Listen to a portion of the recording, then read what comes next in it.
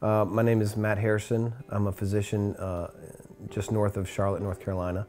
I'm married to a beautiful wife, Kathleen, and we have 10 children, 3 of which are residing in heaven praying for us, and 7 here on earth. And I came into the church 2 years ago. And since that time, and just coming up to that time, the Rosary was a big part of that conversion.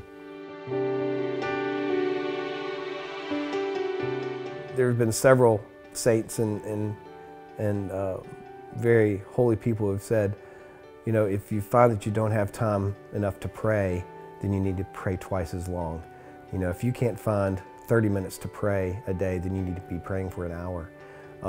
And that's what I find. If my life is too busy to pray, then I need to spend more time in prayer because our lives are not built to be that busy. We are not made to work or for work alone. We are made to be in union with God, in union with Christ and His Blessed Mother. And so, you know, that's what our goals need to be. And so I really encourage everyone to make that time and build it into your schedule. And if that means altering some other things, then that's what you need to do.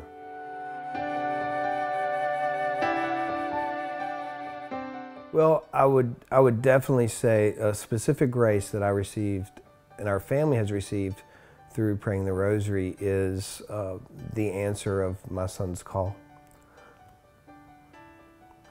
And so we pray the Rosary as a family when we can, as much as we can.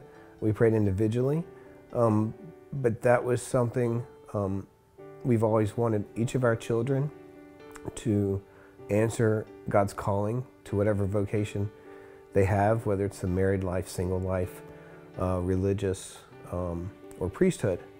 And we really feel that praying the Rosary made a big impact on our children. And so when our son decided to go to seminary, we really felt like that was a big part of his formation, a big part of his answer to that calling. And each of our kids, you know, my oldest daughter is really exploring religious art work, and she is incredibly talented and can bring so much into that, and she loves the Blessed Mother, and that's a big part of her vocation and calling to expressing the Blessed Mother's love and compassion through her artwork. So each of the children we're seeing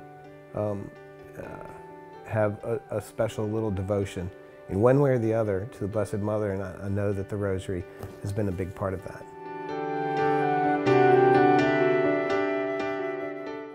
The Rosary definitely personally strengthens me, especially when I'm tired, and especially when, like I said before, if I'm not feeling compassionate, or you know, that's where it gives me the strength. It's more of a calming for me, and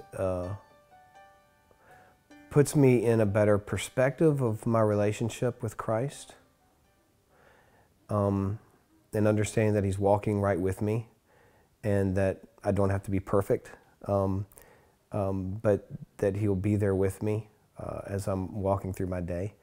And so it really does help me to strengthen me to keep going, to not feel like I have to be absolutely perfect, but to keep striving to be more like Christ. I think it's very important to pray the Rosary as a family. Of course, we pray it individually, but for instance, when we're taking the kids to school, we'll pray the Rosary. And as we're praying it, I'll ask the children, okay, what's the next mystery? And so they'll kind of have a competition as to who can say it the fastest, which mystery is coming up. And then I might ask a question about that mystery, or okay, what happened at the Transfiguration? What really is that? We don't go through the prayer just to get through the prayer. We pray the prayer to step into the life of Christ, to understand the different aspects of his life, and to communicate with him about that. And then to also offer through the Rosary requests and prayers for certain people. And so that's one way. And of course we have the kids lead the different decades of the Rosary. And it was funny because when the kids are really, really small and just learning to talk even, a lot of times they were just phonetically saying parts of the Rosary. Blessed is the fruit of thy womb might come out as blah-da-ba-doo-ba-da-boo or something like that. It's almost phonetic how the little children would learn the Rosary. So it was really beautiful to walk with them and see them do that.